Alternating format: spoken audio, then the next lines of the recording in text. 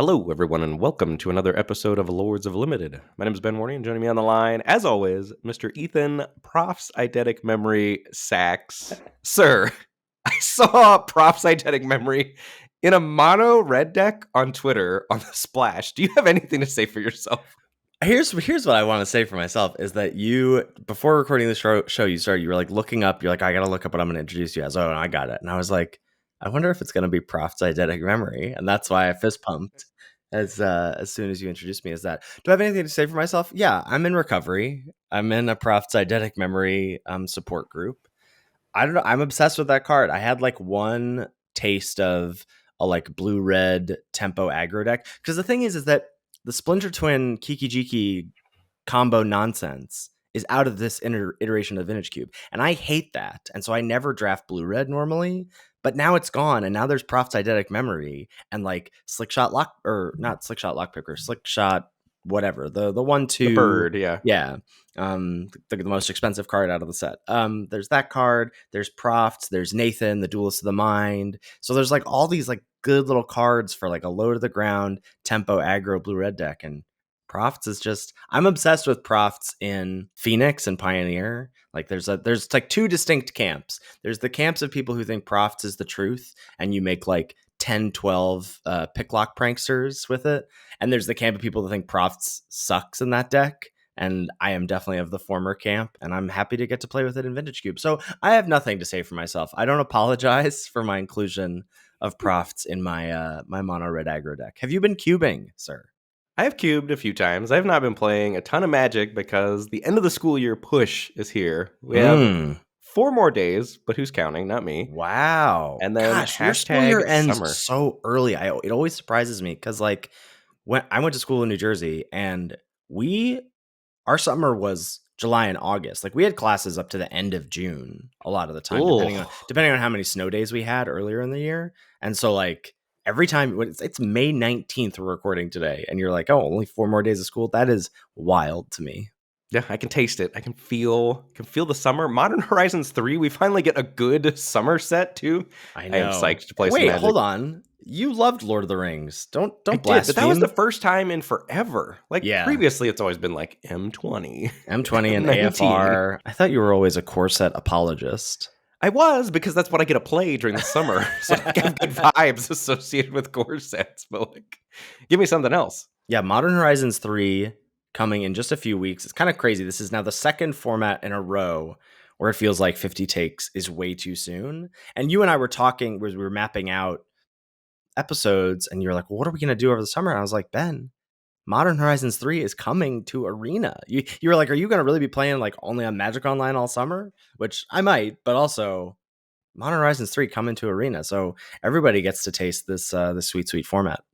Yeah, that is going to be a blast. I was feeling mediocre about Modern Horizons 3 because in the past I've loved like the Modern Horizons 2 or Double Masters or Modern whatever. Masters, and we don't really get to dive into them on the podcast, but with this coming to Arena, like everybody's going to be playing, which is awesome. And those formats are generally great to play. They're usually very deep, and I assume will be awesome to podcast about. And I realized, so I have two, as I've been saying, I have 2 RCQs on the calendar for June. One is Pioneer, but then one is limited. It's going to be sealed / I guess draft for top 8 mid-June. And I was all thinking, I was like, all right, I gotta gear back up for OTJ because we've got, as maybe some folks don't know, there's a second Arena Open this coming weekend. So Memorial Day weekend is another Outlaws of Thunder Junction Arena Open, sealed on Saturday, 2 drafts potentially on Sunday. I'm going to try and redeem myself from my last one.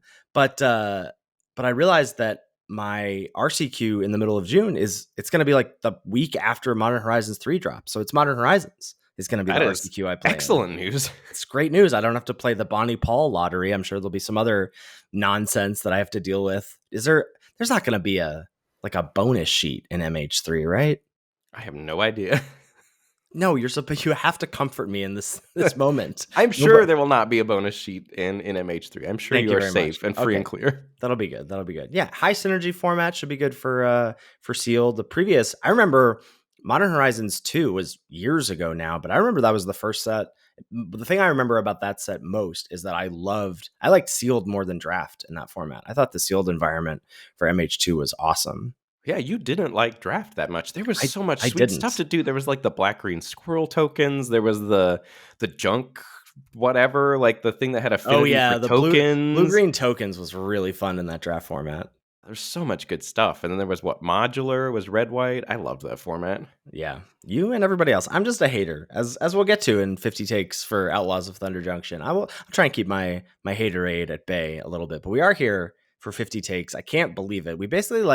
We don't get to podcast very much about sets anymore. Most of our It's podcasting wild. about limited formats comes in the lead up to. We've got our previous episode, we've got the crash course, we've got just we did pre-release weekend, and then it's 50 takes basically. Like we get to talk about the format for like 2 or 3 weeks, and then we're done. So, and that's where we are now. We are going to be sending off Outlaws of Thunder Junction in classic Lords of Limited fashion. So this is a great way for us to be able to summarize the set, but also a great tool, as we are often reminded, as we have flashback formats coming. Theros Beyond Death is here. We did an impromptu 50 takes. There's Dominaria United.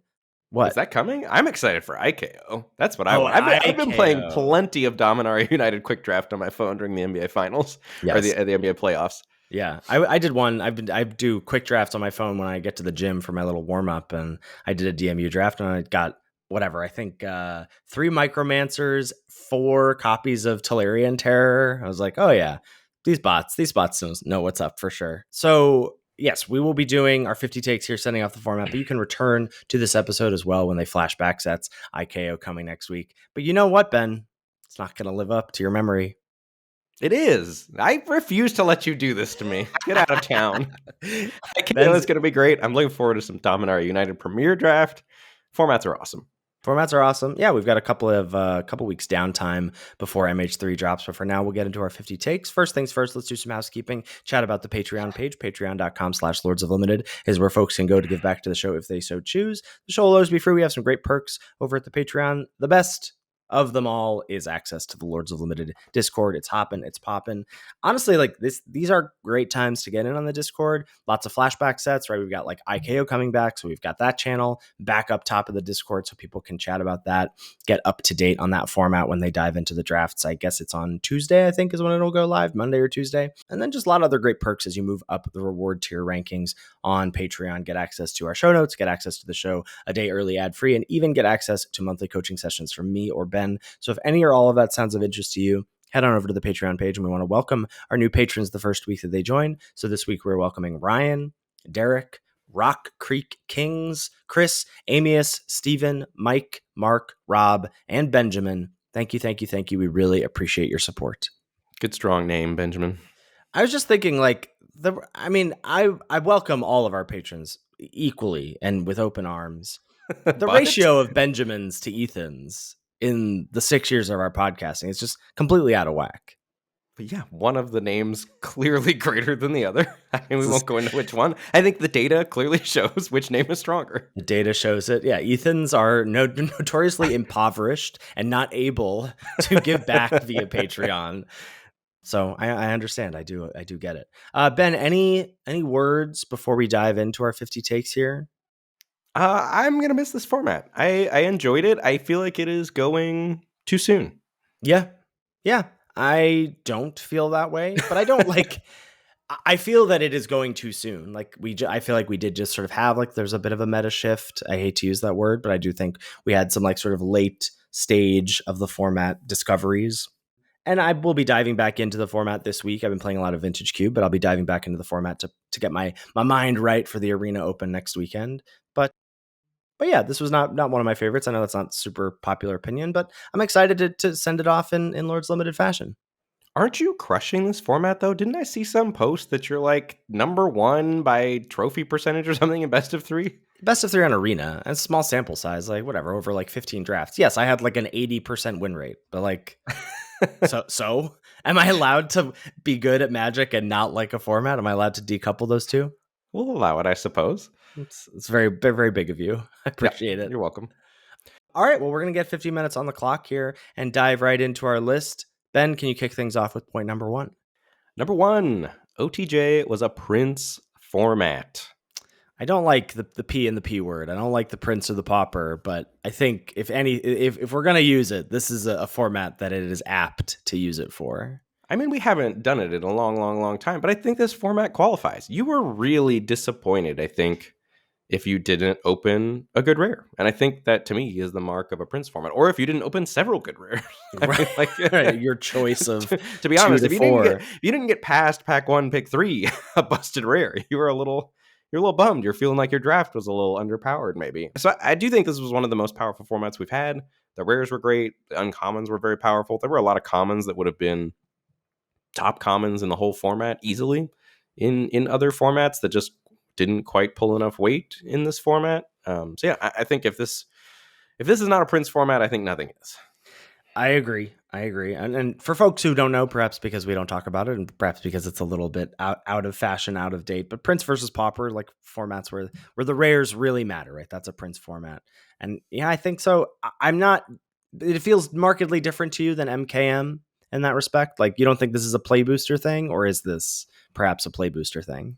It might be a play booster thing, but I think it was exacerbated in this format with all of the various bonus sheets and the big scores and the vault and the whatever. But Yeah. I think, not to say that there weren't good decks of common. Like green white was the best deck in the format, and that was primarily a commons and uncommons deck. I mean, like Hmm. there were archetypes that were certainly pauper archetypes, but I think largely your drafts were driven by your rares.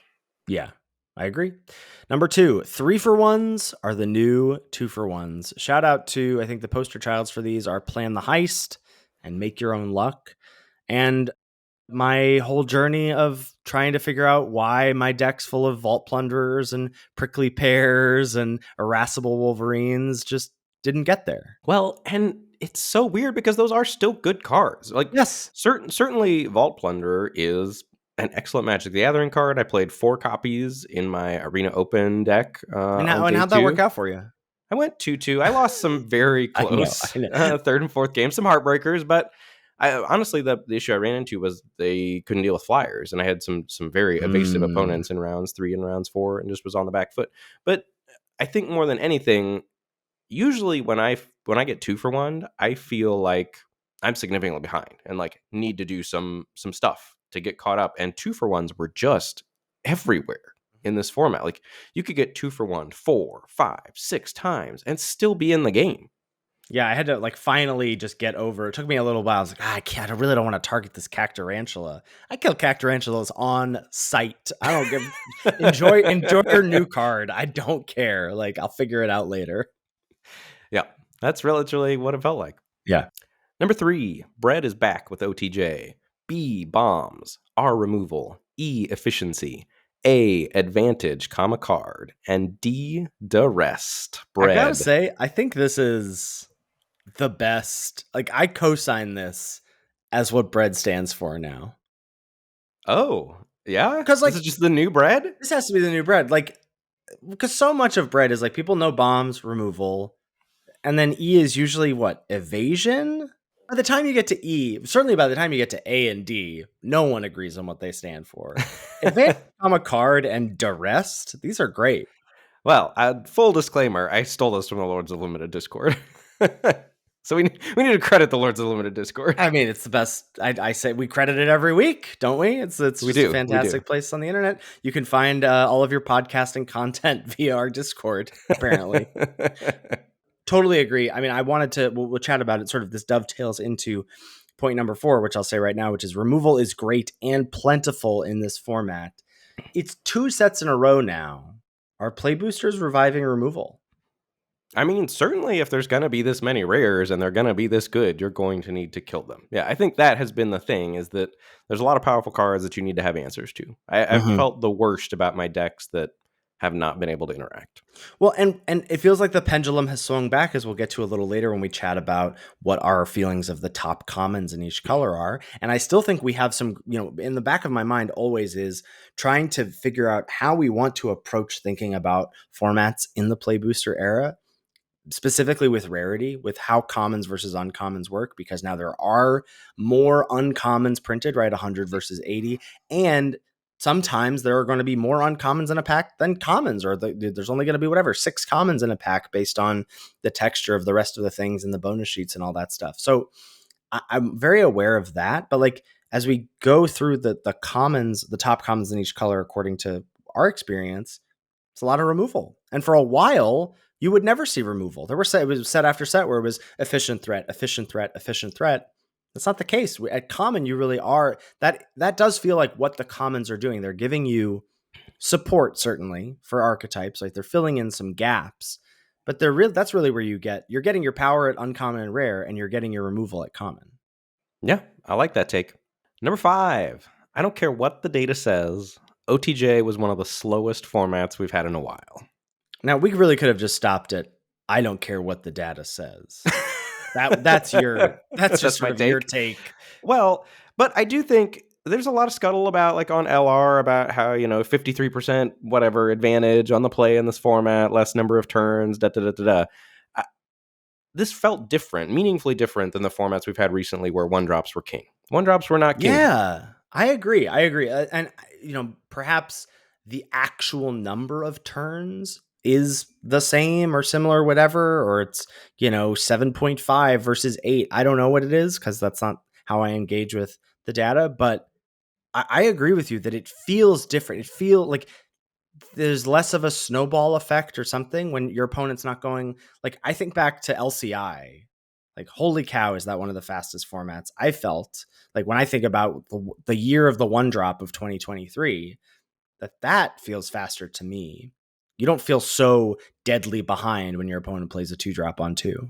Well, I mean, when your green-white opponent goes trained Airings Sure. into, the whatever, Miriam Herd Whisper and then puts a counter on their Airings, like, but that's good that exists still. But but it's not every deck. There's a lot of games where you have whatever Grixis Crimes against that, and you're going land go, land go, land go, shock your thing, And I think that diversity of speed in the archetypes is important to have. And I think a lot of times you ended up with, both opponents playing a little slower decks, and maybe nobody had anything on the board until turn 3, which was just a nice change of pace.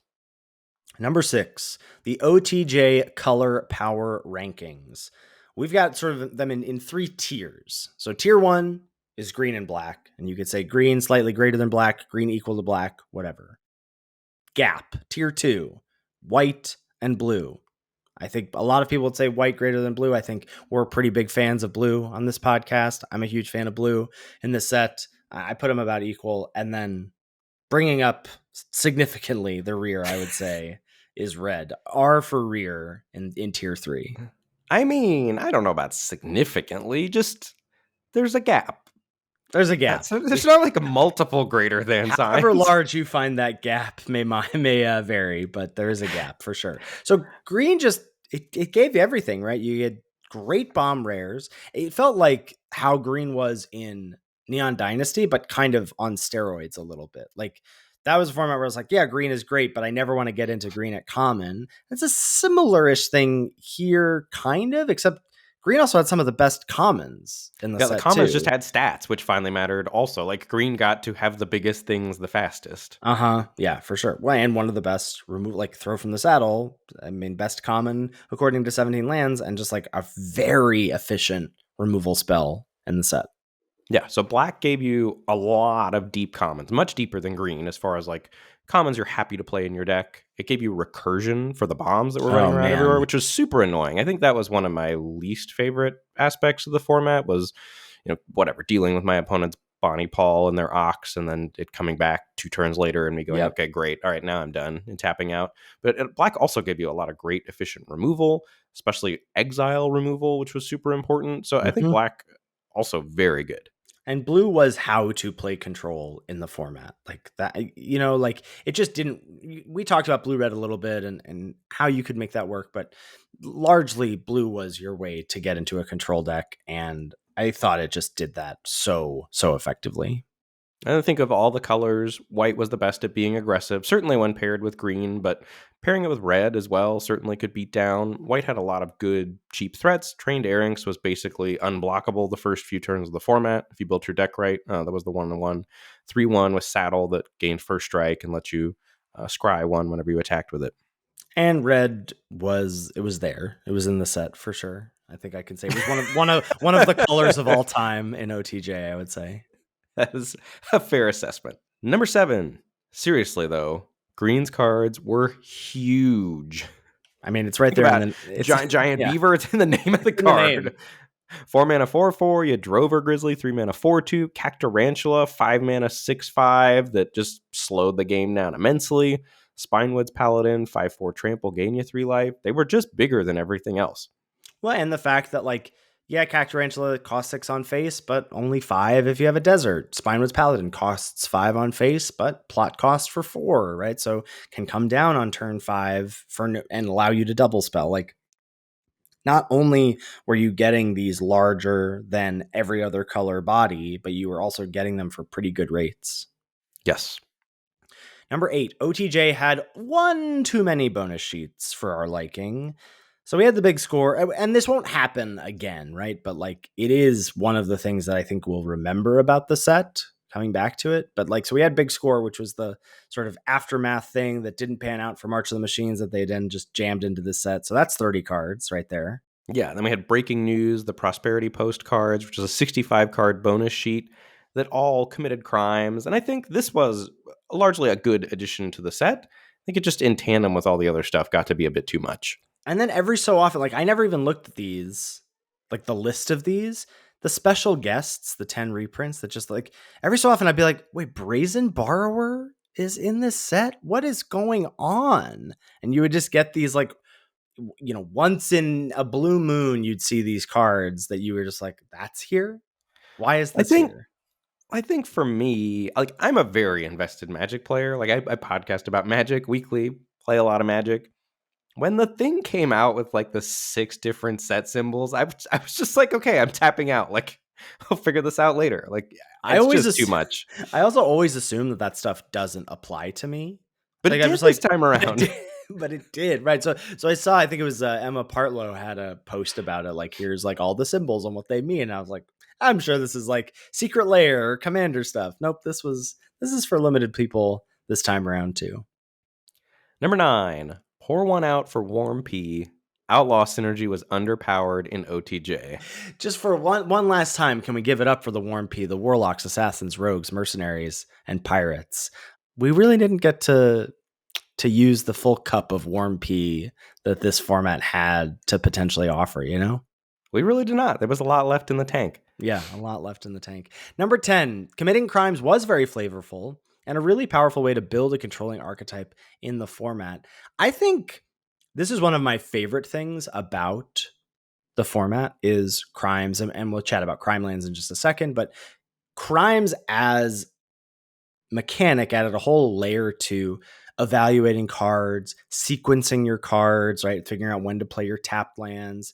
That's probably my favorite thing about the format is like that sort of like, oh, unlicensed Hearst is a repeatable free way to commit crimes. And so it seems like a sort of in any other set as a bonus sheet, that card would feel like, whatever, I guess. Like it's cool. It's colorless. But like here, you're like, oh, it's kind of an engine for a deck sometimes. Right, and there's a lot of times where you're only exiling one card a turn from your opponent to make sure that you don't run out of juice to keep committing crimes on their turns. Yeah, it was a very cool aspect of the format, very flavorful, and I loved it. That was, again, my favorite part of the format. I think my favorite decks to draft and play towards the end of the format were blue-based crime control decks. Yeah. Number 11, the crime dual lands at common were high picks, especially the ones that touched green or the Sultai colors. So green, just because best color and a color that let you splash a lot. Well, that, and I think green also had cards like Outcaster Greenblade that cared about deserts. There were things that specifically in green encouraged you to want deserts in your deck. Cactarantula, that sort of stuff. Okay. Yeah. And then Sultai, because blue-black was where crime committing was at its height. Crime committing that, and also those were the colors that wanted to get to the late game the most. Mm-hmm. And then when you're getting the late game, splashing gets a lot better. So you want to touch other colors to be able to play and recast the good bombs that you're splashing. Maybe I just think those were the home of the colors that most frequently were the 3 to 5 color soup deck. That was most often what it was base. Yeah. Yeah. I think that crime lands at common. I'm always a huge fan of dual lands at common. And I think the crime lands added just a very like an even better layer of whatever evaluation, when to pick it, when to put them in your deck. Like, are you putting off color crime lands in your in your blue-black deck, are you playing a black-red crime land just to commit crimes? Is playing a tapped swamp worth it? Whatever, that sort of thing. Number 12, Spree felt fine as a modal mechanic, but it was not a major player in the format. This was just like a classic example of whatever. How many different ways can they make kicker a mechanic? Well, but it wasn't even good kicker. Like, it just didn't come up that much. I mean, when it did, when your opponent spreed with all the modes and like hit everything, it felt pretty backbreaking. But I think in general, this could have not been in the format, and the format would not have been substantially different to me.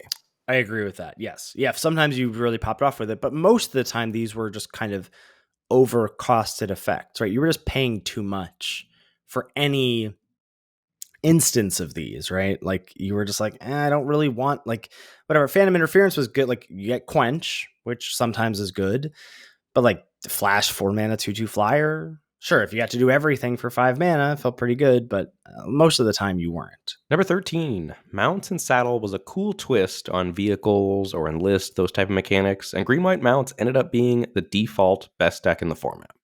Yeah, not much. Like, was this something we should have seen?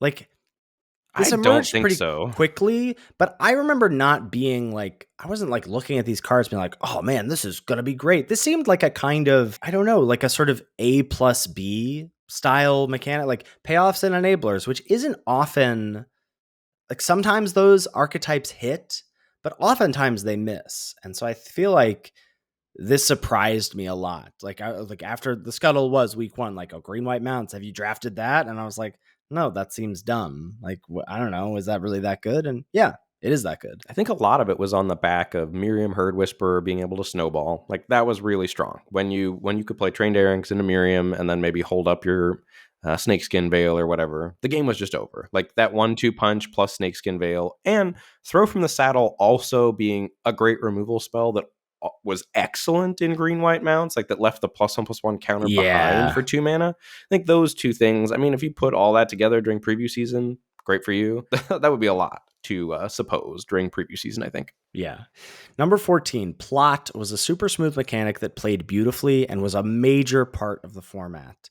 Not aggressive, not an aggressive mechanic per se, but a really cool one. Again, just added to that layer of sequencing, when to use your mana, how you, if you were trying to do any double spell nonsense, any of the not casting stuff from your hand on your turn nonsense. Like, Plot was really sweet. I liked Plot a lot. Probably plotted too much. It took me too long to realize that Plot put you significantly behind as far as like your ability to put pressure on the opponent. Like that basically if you wanted to pressure the opponent, you should not be plotting almost at all with your creatures or things like that. And sometimes that was a worth, not getting the 2-for-1 out of them or whatever. But I think the one what might have been I have is like I think Plot could have been even bigger if Green hadn't just smashed so hard. Like, your giant beavers attacking for 4 while you're trying to plot whatever your 3/4 just give shark me a or whatever. minute, please. I know. Yeah. So I think if the format had been even a scotch slower, I think Plot could have been much more integral to the format, but I still think it was a very intuitive and cool mechanic to play with. Agreed. Number 15, the official Lords of Limited archetype power rankings. Number 1, Green-White Mounts. Number 2, green-black graveyard stuff. Number 3, Blue-Black Control. Number 4, creeping up, black-white grind. I think some people might have that even higher. Yeah. Like currently this week or whatever. But this is one of my favorite things about this set is that we did have a kind like black-white feels like one of the late stage movers up, which is really Absolutely, cool. for sure. Yes. Number 5, Blue-Green Ramp. Number 6, probably one of my favorites for better or worse, blue-white control. Number 7, Green-Red Ferocious. Number 8, red-white beats. Number 9, Red-Black Outlaws. And number 10, blue-red double spell. That probably might be the worst archetype that I've drafted the most ever. Yeah. in a set. I think that's true. Yeah. A lot of times I feel like whatever's at the bottom there, and shout out to blue-green, it is often blue-green, I just don't touch like for most of the format. Like I get burned by it once, realize it's bad and don't touch it. Nah, I love blue-red. Keep putting your hand back in the cookie jar. Yeah, no, just one more. Number 16, throw the archetype power rankings from the saddle because following your rares and building around them was king. Yeah, I think that just is ultimately, if I were going to give somebody advice going into the format, maybe this coming back and listen to this 50 takes episode, it would be don't be afraid to pick great rares and follow them and do whatever they want you to do, regardless of the color. Like the colors are not so distinct that you, whatever, should not pick your Stingerback Terror or whatever that card was called in red because it's red. And I would caution people about getting into green just as the best color at common. Similarly, I think just follow the good Yeah, cards. agreed. Number 17, Outlaws of Thunder Junction archetypes needed to be built properly or you didn't stand a chance. Yeah, I think this was a lot of what we talked about when we chatted about blue and blue red a couple weeks ago. Was like, there's so much, like you probably, especially if you're coming back to the set, you're probably best just to like leave that finicky stuff to the wayside and focus on the more straightforward archetypes or the rares that you see and just supporting them and making them castable. But like, there's so much finicky things of building. I think specifically just the blue decks in the format. Like, are you doing crime stuff? Are you doing control stuff? Are you trying to do any double spell stuff? Like any sort of half a dozen cards that are there. We had a deck tech in the Discord recently where you were like, I think you just have two halves of two different decks here. And that's just like a terrible place to be. And it's easy to end up in those spots if you don't. Like, I've done that myself. It took me a while to figure out with blue red. I'm like, oh, this isn't working, but it's partially because like maybe I'm drafting an aggressive deck, but I have all this plot stuff. Well, that doesn't work, or whatever. I'm trying to hold up mana, but I actually want to tap out on my turn. That doesn't work. So Phantom Interference is going to be worse. Like, it just doesn't. You got to really make sure everything's in its right home. But even black, white, red, white, Yeah. there are a lot of archetypes that have very specific builds, I think, that you have to get right or you're sacrificing some significant win percentage. Right. Yeah. You're just like, where are the link breakers in your black white deck? Like, yes. Number 18, OTJ turned a lot of common limited heuristics on their head, or we should say a lot of common lords of limited heuristics on their head. Green stats being some of the best things to do in the format, right? Like oftentimes, like whatever, black also gets a 5-mana 5/5, and so who cares? But like, no, green creatures were big with a capital B. In other news, Lords of Limited underrating green. More news at 11. I mean, but to be fair, green usually is bad when we're saying green is bad. Sometimes it's good, and in this case, it was very good. The other thing that was really took a second for me was that the Grixis synergy stuff was just too small ball to compete with the green stats. Usually, like the Grixis synergy, like blue-red double spell, normally that would be the best deck in a format. Right. Yeah. Or just like doing the crimes thing. And not that the crimes thing wasn't good, but you really weren't doing it for like Raven of Fell Omens. Like I really wanted that card to be good early in the format, and it just wasn't really. And Blood Hustler, similarly, like you just can't afford to play a 2-mana 1/1 when everyone else is playing whatever 4-mana 4/4s and 5-mana 6/5s. Right. Well, and I think one of the things, if I had a ding against the format, I think the best things to do in the format were things that I don't enjoy drafting. Like green white mounts. Like it's not a fun archetype for me to draft or pilot. I want to do the let me commit a crime to draw a card, to replay my thing, to draw more cards, to kill more of your stuff. Or like let me assemble these cool small synergies for bonuses. And it stuff just didn't pan out in the format. I was getting to, we had a sort of a backlog of what's the play submission emails that I hadn't gotten to. And I was like, well, we're probably not going to do them because we're at 50 takes. So, but I should at least like look over these, write people back, etc. So I was doing that this morning, and so many things, like the format presents really cool puzzles. Like someone had a cool, like blue, black, here's my opener. What sequencing should I do? And I was like, what you should be doing is playing some green creatures on curve and on rate. Like, wouldn't that be better? And then you wouldn't have this headache of an opening hand, you know? Number 19, OTJ archetypes pulled you in drastically different directions. So green-white mounts, super cabs, and the green decks in general, the best green decks, I think, were cab-style decks to borrow from LR, cards that affect the board state. And the other end of the spectrum, you had blue-black crime control, blue-white control, where you're maybe flashing in some stuff, not casting spells on your turn, like some draw-go style magic. There was a very wide range, I think, on a variety of archetypes in this format, which was really cool. Number 20, lots of cards that looked like reasons to go into an archetype were actually rewards for being in that archetype. Shout out to reasons versus rewards, the 5 Rs. But yeah, like a lot of cards that looked like, okay, intimidation campaign. I'm going to pack one, pick one this and draft a deck towards this. Wrong. What you want to do is already have the support for this. Get deep into black with good removal, and then intimidation campaign shows up. And then you go, oh, this is a way for me to get some power out of this draft. Right. You want to first pick your Consuming Ashes, your 2/black instant exile something. Which is, again, that's another, you throw that up to one of the points, point 18, turning limited heuristics on its head.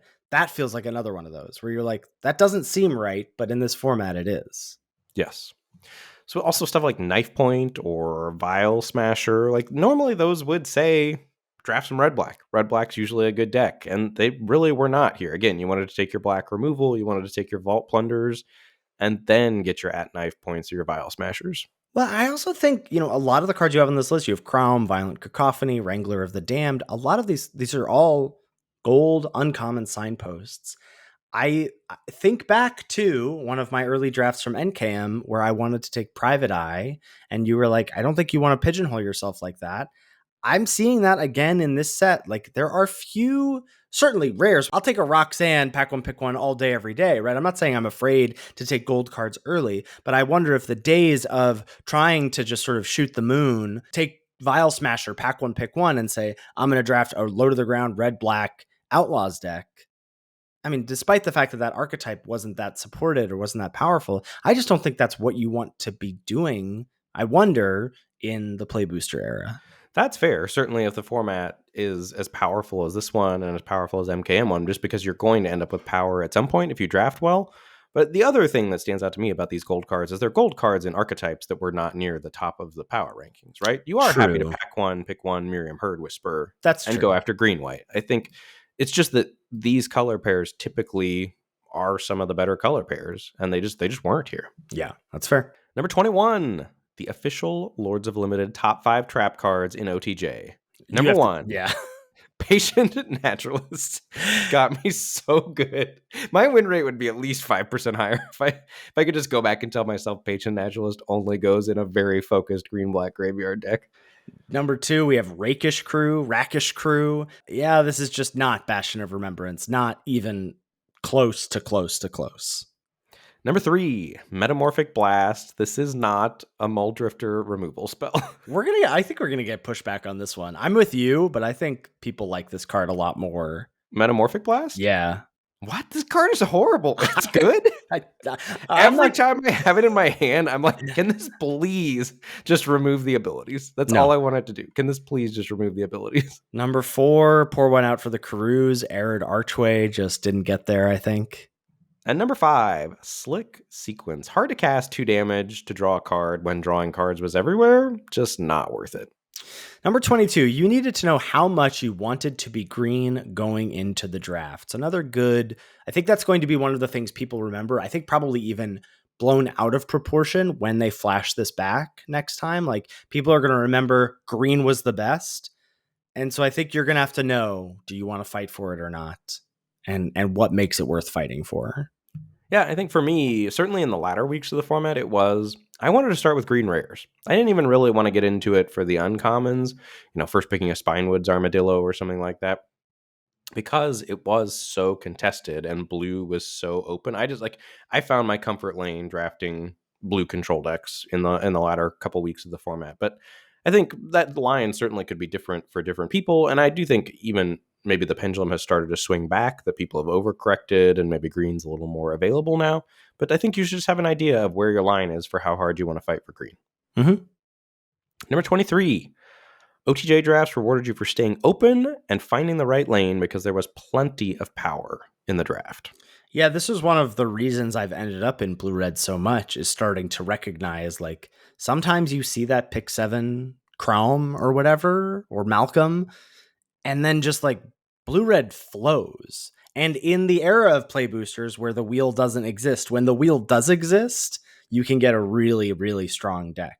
And so sometimes, like, sure, we're advocating for draft your rares and be able to play them. But when your drafts don't start out that way, when you're just sort of like taking a Consuming Ashes and taking some ETB tap deserts, like you also want to be hyper aware of when that open color pair, when the other 7 players at the tables have said, I actually don't want to draft black white.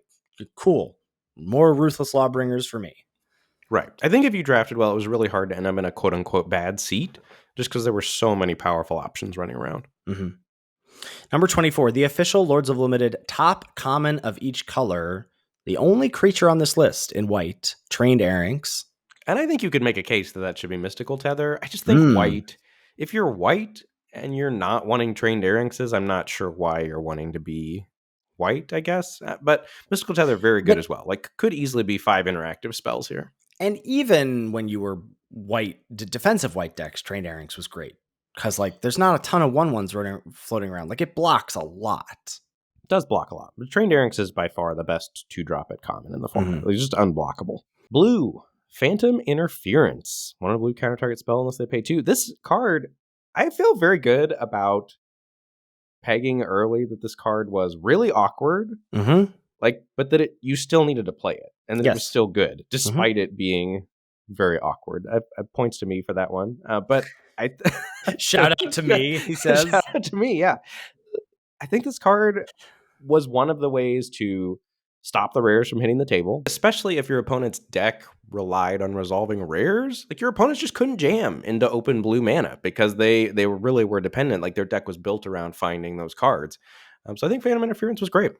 Speaking of interacting, black Consuming Ashes. Shout out to me for pegging this early as being better than Vault Plunderer. And honestly, Vault Plunderer moved down and down and down for me, but just exile, like Consuming Ashes better than whatever the spree spell at uncommon that could kill a thing, but not exile it, and also had the opportunity for 1 more mana. You make a mercenary, but like Consuming Ashes just did it best. Red, Explosive Derailment. This was absolutely backbreaking when it also got an artifact. So demoralizing. And probably the best common in the set overall. Throw from the Saddle from green. Yep, love to see it. Number 25. Red in Outlaws of Thunder Junction wasn't aggressive enough or good enough in the late game. Just had weak threats and weak removal. It was just a support color, and that's fine. Like, red just usually isn't that, and that's because of, like, we're so used to, well, red will get some good aggressive early drops, and you can just sort of, like, so many sets, there is like a secret mono red deck sometimes. Not even close here, I think. Like, red just played a support color, but it really, you didn't want it as your primary color at all. I think Discerning Peddler's like the poster child for why red didn't work. Like, it was just too small ball. Normally that'd be fine. Like, you'd play your 2/2, you'd get on board, you'd get a little hand smoothing. Just not even close to good enough in this format. Number 26, putting cards in the right style of deck was key in OTJ, especially for green cards. Stubborn Burrow Fiend wants to beat down. Stubborn Burrow Fiend is just good, though. Like, I don't agree. Stubborn Burrow Fiend is very good, but it's horrible at blocking. Like, in your Sultai soup deck. That's fair. Like, it's going to be a card, and you're never going to cut it, but it's only going to be in its best if you have hyper graveyard synergies or you're on the front foot. It's really embarrassing when you're on the back foot. Just a high creature count and on the front foot. Yeah, that's fair. Yes. Patient Naturalist really only belonged in green-black graveyard decks. Took me way too long to come to terms with that one. Yeah, shout out to Cuneo for talking up Reach for the Sky, doing work in beatdown decks when maybe you just didn't get enough removal. Number 27. Stop Cold was the most playable that effect has ever been. This was 3 in a blue flash, tap something, lock it down, and it loses all abilities. Losing all abilities part of this card. Like, I feel like they're like, how much do we need to add to this kind of effect to make it good? That. You needed to, like, so the fact that it had flash, so you could do the stuff where you, like, got to pass and not, then your Emergent Haunting becomes a 3/3, or you're looting with your Canyon Crab, whatever. But removing abilities, like getting to lock down Jasper Flint, and it's not still milling you and casting cards and stuff, like, that's huge. Well, and it didn't send things to the graveyard, so the black decks couldn't recur them. Like, sometimes it was upside that it was actually staying on the battlefield. Yep. Number 28, you could get lots of control tools in white late. Ariet's Lullaby, the 1 in a white, destroy a tapped thing, gain 2 life, steer clear, Mystical Tether even sometimes. I mean, that was like Magical Christmas Land. That, like, you really know that you were doing it right. But getting those cards late was pretty big game. Yeah, I really enjoyed playing Blue-White Control later in the format. Number 29, Snakeskin Veil, and to a lesser extent, Take Up the Shield, matched up super well against the removal in the format. They put the E in efficiency. Yeah, I mean, the difference here is that Indestructible is not hexproof in this format. Not hexproof, and 2 mana versus 1 mana. There's a lot. And like you just didn't, and gaining the lifelink just didn't make up for all of that. The fact that Stop Cold and Mystical Tether, and like there was just so many ways that you could interact with something through Take Up the Shield, but Snakeskin Veil, you weren't getting through that at all. Number 30, Highway Robbery is the GOAT Tormenting Voice variant. This card is awesome. Making waves in Constructed, people playing a one of in Blue Red Phoenix and Pioneer sometimes. Highway Robbery is awesome. And I really appreciated talking again to Cuneo about this, about like why its stats aren't good, is just like cards that smooth your hand don't really matter when there's already a hand smoother in best of one. But in best of three, Highway Robbery is excellent. Also making an appearance in the old Vintage Cube. You love to see it. Mm-hmm. Number 31, Milling People Out was real. We're looking at you, Deep Muck Desperado, and bigger shout out to Jason Yee's double archive trap deck at the PT. At the PT. I mean, you could argue that was what sent Jason to the top 8, was double archive trap. I mean, it's a real deal. Number 32, Mobile Homestead is a good early pick that will be above average in most decks. Just plucked the soundbite right out of Cuneo's YouTube VOD. Yeah, I mean, I'm still not as high on this card as Cuneo is. Cuneo's much better than me at Magic, so take that for what you will. I think, for me, I want to be aggressive, I think, before I'm excited about Mobile Homestead. Yeah, but I do think, like, in a format where the picks are so powerful, like, it does two things, right? It either, like, you don't get something powerful early in your first pack, and so all you want to do is stay open so that you get something powerful in your second pack. Homestead does that. Or you do have something powerful early, and then you just want to make sure you get to play that powerful stuff, and taking a colorless 2-drop like this ensures that that's going to happen too. So I get, like, the power that it adds is so much more than just what it does on the battlefield, but what it enables you to do in the draft. Right, it's much more subtle. Mm-hmm. Number 33, Outlaw Stitcher should have been excellent, and it just wasn't good enough. All these other blue cards were better. Slickshot Lockpicker, the flashback for your spells, Nimble Brigand, the Scroll Thief, Canyon Crab, the 05 Brick Wall, Marauding Sphinx, the 3/5 Killing Machine. It just, Outlaw Stitcher looked amazing to me during preview season, and it just wasn't good enough. But peel behind the curtain. Ben wrote this point. I was looking over the takes that he had written, and I saw this. I read it. I was like, get out of here. Outlaw Stitcher rules. And then I looked over this list of cards. I was like, yeah, that's better. Yeah, that's better. Yeah, that's better. And I'm not a big Nimble Brigand fan. Perhaps a leak in my game. Going to try and shore that up this week and prep for the Arena Open.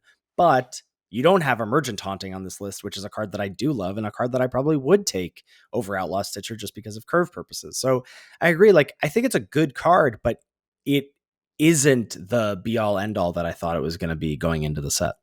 It's just kind of clunky stats, which is the format just offers better than that. Yeah. Right. So wild to think that, like, in blue, you're getting, what is it? A 4 mana 3/6 spread over 2 bodies at the floor. Just maybe not good enough. Well, that's the thing, right? That's where the card fails, is because that's not close to good enough, because neither the 1/4 nor the 2/2 are remotely close to being relevant bodies in the format. Right. You need it to be giving you a 1/4 and a 4/4 for it to be like, then you're like, okay, then you're like, I'm happy with this. This is like, whatever, average for what I expect. And that's kind of crazy because you need to work for it. I will say I got to play this in a blue-green deck with, I forget the name of it, but the green uncommon 3/3 that lets you pick up something that crewed it, that saddled it. Oh, yeah. The Badger. So getting to do that with Outlaw Stitcher is pretty fun. That's cool. Number 34, Peel from Reality. Still good enough in 2024. Shout out to This Town Ain't Big Enough. Modal here, right? Like, 1 and a blue, bounce your opponent's thing and your own thing, but then sometimes it's just a huge tempo swing to bounce both of your opponent's things. Yeah, I'm a sucker for cards that bounce 2 of your opponent's things, and the fact that this could do that plus Peel from Reality, I love This Town Ain't Big Enough. Mm-hmm. Especially with Slickshot Lockpicker. Chef's kiss. True. Number 35, the arena devs killed Secret Reach. It's only 49 takes now, right? We only have to do 49 takes. This is going to be here permanently. I'm just we'll just port it over every format. Yeah, like, why do we need this big, honking, flashing, pulsating bow and arrow over our opponent's creatures? Let me attack into a Cactarantula, please. It's really off-putting. Number 36. There were a lot of ways to recur threats from your graveyard, and they all worked well together. The best, I think most oppressive loop was Shepherd of the Clouds, get back Honest Rutstein, and then you just like hold your Honest Rutstein, and you're like, well, I know I have to deal with this 4/3 Vigilant Flyer because it's going to kill me, but as soon as I do, they get it back with Honest Rutstein, and then I can't deal with Rutstein on the ground because it's just so oppressive. There was also Badlands Revival and then Back for More from the bonus sheet. That card was incredible. Both of those did serious recursion work. Lively Dirge was really, really strong. Mourner Surprise, like every black deck wanted a Mourner Surprise. I never really looped my deck with Tomb Trawler, but we heard tale that Cuneo did sometimes, so you can do it. What are your thoughts about Honest Rutstein, Ben? My thoughts on Honest Rutstein, honestly, might have been one of the worst parts of the format for me. I really did not enjoy the rares being as powerful as they were, plus the recursion being as plentiful and as good as it was. Just let you build decks that were cast my rare over and over, protect my rare, cast my rare again. Just wasn't a very fun play pattern for me. Number 37, Ruthless Lawbringer was a late stage gem of the format. Black-white was in the dumpster early, right? People didn't like it. There was a lot of poo-pooing about it.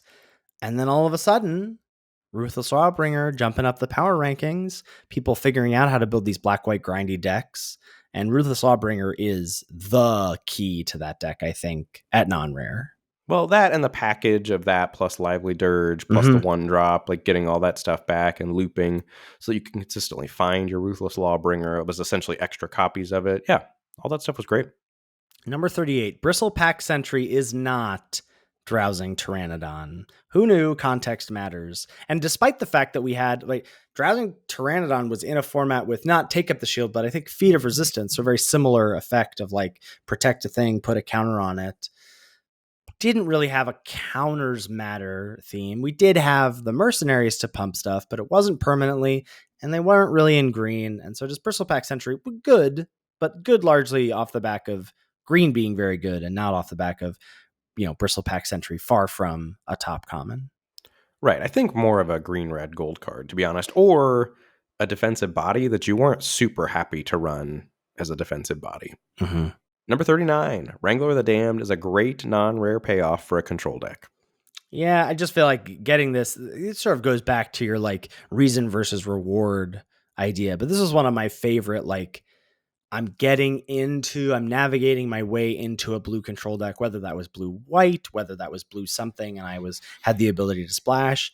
I just knew, I was like, if Wrangler of the Dam gets opened, I'm going to see it. And I'm going to get to then have a way to win a game late. Like, I'm going to get to pick a way to win the game late in my draft. And that's pretty powerful. Yeah. Number 40, the Golden Egg Award for the format goes to Mirage Mesa. Is this the first land? Is this the first land we've ever given the Golden Egg to? It might be. I think it is. I certainly don't think any of the colorless cards get there. And I could see you giving it to all the deserts. I would prefer giving it to Conduit Pylons before giving it to, before lumping in the crime lands as receiving the award. I think Mirage Mesa is just way better than Conduit Pylons. I agree. Right? I agree. So I think Mirage Mesa's got to edge out Conduit Pylons there. Yeah. I just truly anything but Silver Deputy. I hate that card with a fiery passion. I think it's so bad. It's really bad, yeah. Number 41, the Imperial Oath Award for clunky looking overperformer goes to Cactarantula. What a bad look. I mean, I had many bad looks in this format, but really bad look for me hating on Cactarantula in the previews episode. Both of us, I think, to be fair. I'll join you. I'm pretty sure the words mopey were used in reference to Cactarantula. And to be fair, it is kind of mopey. It just is very good at being mopey. Like, it sits there and the game grinds to a halt when you stick a Cactarantula. Number 42, Eartha Joe enabled some sweet combos in the format. These were perhaps two of my favorite achievement unlocked in the format, which was getting to double my boombox triggers and blow up 2 lands and 2 creatures for my opponent. And I had this done to me, and then I was like, I must figure out a way to do this myself. I got high nooned. My opponent dealt me 10 damage with Eartha Joe and high noon. Ooh, that's spicy. It's spicy. I was like, oh no, you can do that? It was so funny because like I saw it. Like High Noon had been sitting on the battlefield, right? They cast it early. I was like, oh, my opponents, they don't know what's up. And then Earth Joe came down, and then I'm like, whatever, they're taking their time. So I'm looking at cards on the battlefield, and I'm realizing that High Noon is gonna double with Eartha Joe. And then I was like, well, maybe they don't see it. And then I was like, wait, they put the cards in their deck. Of course they know what's going on. And then the game was over. Number 43, OTJ had tons of fixing available for you to play all the powerful cards you saw. Shout out to stuff like Oasis Gardener, Gold Pan, Bandits Hall, Silver Deputy, plus the Crime Lands and all the green fixing. If you wanted to splish splash around, OTJ had you covered. This is, I mean, I love to splash. This is perhaps I've done, I think, a good job. I'm going to give myself a second to complain about the format. This is my biggest gripe with the format, despite like the archetypes being somewhat clear or whatever, and the open lane presents itself. The powerful cards in the set were, I think, they existed more than the powerful streamlined 2-color decks, and so a lot of the decks ended up feeling soupy to me, either from myself or on the other side of the battlefield, just like 3 to 5 color good stuff. And that's partially because if you wanted to splash, you could. It was not hard. The list goes on and on and on, especially if you were in green. And I thought one of the things they had talked about in the play boosters was they were going to try to make rares or the powerful cards less splashable. Yeah. Didn't Like feel that something way. Something like Outlaws Merriment did feel that way. Like it felt tough to splash in Outlaws Merriment versus maybe like a Bruce Tarl was just 2 red white. Like, and then you could be base green white, splash it easier. Base green red, splash it with the white. Easy. You saw deck picks of people who were green black or blue black or whatever, and they'd throw a Bruce Tarl in their deck. Yes. Number 44, Rise of the Varmints did a great impression of spider spawning. I know this was one of your pet cards going into the format. I feel like it delivered. I feel like I messed around with it way too much in the first 2 weeks of the format when people were just drafting good green white decks. I feel like I hit Rise of the Varmints too soon. It's more of a late stage format card. Yeah, I mean, but really, truly, I think you cracked the code with it being Sultai Rise of the Varmints to having Slickshot Lockpickers to then get it back. flash it back after you milled it. That's a big game, because then also if you mill your Slickshot Lockpickers, you probably have recursive spells to get back the Lockpicker to get back the Rise. I never did Sultai. I was always green-black. Number 45, Peerless Ropemaster was a great way to answer large tumbleweed elementals from green decks. Yeah, sided this in a lot against green. And honestly, like, you could just play this main deck a lot of the time too if you were scrapping for playables. You could bounce your own stuff sometimes too. Bounce something that was, under a stop cold. Done that before too. Ropemaster was, I mean, this is definitely the definition of replaceable D-level card, but had some really nice applications. Yeah, I like the Peerless Ropemaster. Number 46, Skullduggery is the worst this effect has ever looked. Just couldn't play 2-drops plus tricks and expect to get over the finish line in the format. Well, and sure, like Skullduggery looks great against a trained Airynx, but it looks embarrassing against anything green is doing. And honestly, looks embarrassing against most other creatures. Like trained Airynx is, you're like, man, I hope I get to hit that. Anything else, like, you might not even win combat by plussing your own thing, minusing your opponent's giant beaver. You might just be trading at that point. Yeah, that's fair. Number 47, Outlaw's Fury was definitely not on the job. Another bad take in a long line of takes from me. This card was, I mean, there are a few commons in the set that I feel like I was like, that's just literally unplayable. I think Outlaw's Fury is basically literally unplayable. Like, you just didn't get there. Like, red, black, outlaw, aggro. What is that? That's like a once in a format deck you draft. Yeah, it's not great. It's not I'm great. not gonna. I'm not. I don't want to be in the position of defending Atmosphere. You looked like you were about to be for a I second was, there. and I was like, wait, what am I doing here? Let's go on to take number 48. Number 48, the official Lords of Limited top 5 rares of OTJ. Very curious how you arrived at this list, this collection of cards. Number 1, Bonnie Paul, Clear Cutter. Number 2, Dust Animus. Number 3, Ornery Tumblewag. Number 4, Seraphic Steed. And number 5, the Red Light, Roxanne Starfall Savant. This is my own experiences here, baby. Wow, that's it. No data to be found. No data. I mean, I did open 17 lands, but mostly just to make sure I wasn't way off base. These were the 5 cards. I think 17 lands has them in a different order than I do. Yeah.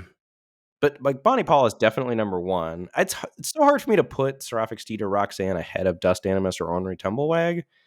Roxanne's really good, but so many Roxannes were like splashed in another deck, and if it doesn't come down on curve, it's a little significantly less good. Seraphic Steed was, if your opponent plays this on 2 and you can't kill it, you lose, basically. Similarly for Ornery Tumblewag, like answer it or you lose. And Dust Animus is so frustrating. I lost round, whatever, the Arena Open, round match 4. My opponent played turn 2 Dust Animus all 3 of our games, and I almost beat it all 3 games, but they just had so many ways to bounce and recur and bounce and protect, and ugh. That's the thing about Dust Animus, is that like every mode is good. Play it as a 2-mana 2/3 flyer, that's good. Plot it early and get to cast it later for free, and get as a 4/5, that's good. Get to cast it when you have 7 lands, that's also good. Yeah, well, and when they have it on turn 2 and on turn 5, like the ability to play Dust Animus and just say go. Like, what am I supposed to do into 5 open mana? Like, am I supposed to try to kill it with my 1 removal spell? I'm sure that's going to work out great for me. Like, why do you need to be able to cast a 4/5 flying lifelink with no window for you to be tapped out? Like, why? That's magic, baby. Number 49, uncommons are the new commons in OTJ, and maybe play boosters. This is just a new thing. Yeah, it feels like you kind of just want only the best commons in your deck. Like they're not where you're getting role players. Oftentimes I feel like you're getting, perhaps because it's a deeper roster now, you're getting role players at uncommon. Like where you're getting cool stuff on the wheel is usually at uncommon. Like either the commons are just bad, I think, the ones that you get late, or they're going to be, the premium removal spells that you're using to kill your opponent's bombs. But I do think it's one of the things I'm very aware of as a content creator, of like how we're going to start, what that shift is of how we're focusing on, because it used to just be clear. You're focusing on commons. It's limited. I think there's a shift. I don't know what it is yet. Yeah, I'm curious to continue exploring. And number 50, OTJ was a good draft format, but it is not an all-timer for us. There's a lot. I mean, I learned a lot. I think it has some very clear rules of engagement, had some cool late format, meta shifts, whatever you want to call it, with the black-white deck coming to bear.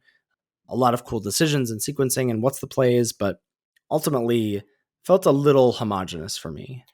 I think I'm higher on it than you were. I think one of the things that stands out to me the most about it is the gameplay was really good. Like there was a lot of just absolutely wild things that could happen in the games. There was a lot of ways to get small edges. There were a lot of small mistakes you could make that were super duper punishing. I think it really rewarded tight and good gameplay and was really deep strategically. I buy that. Yeah, for sure. Yeah, I liked OTJ. Not an all-timer for me, but I thought a way above average draft set. Very good. We'll have one more time to get to play it competitively on Arena with the Open this weekend, and then looking forward to the horizon with MH3 coming to Arena this summer.